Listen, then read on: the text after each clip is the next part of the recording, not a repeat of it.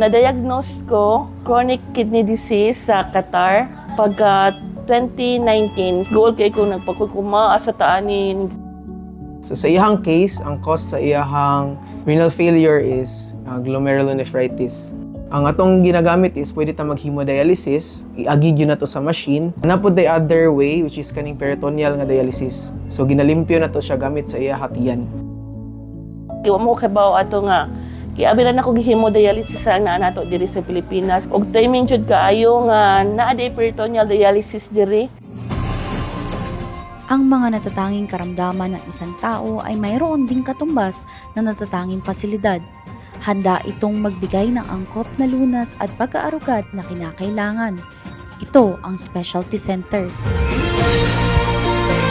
Maglagay tayo ng specialty center sa iba't ibang lugar para naman kapag may sakit at kailangan mapunta sa isang specialty center, ay hindi pa kailangan lumipad pa. All of this is kailangan talaga natin at patuloy natin ginagawa at nagpapatayo tayo. We are targeting 349 specialty centers by the time I leave office in 2028.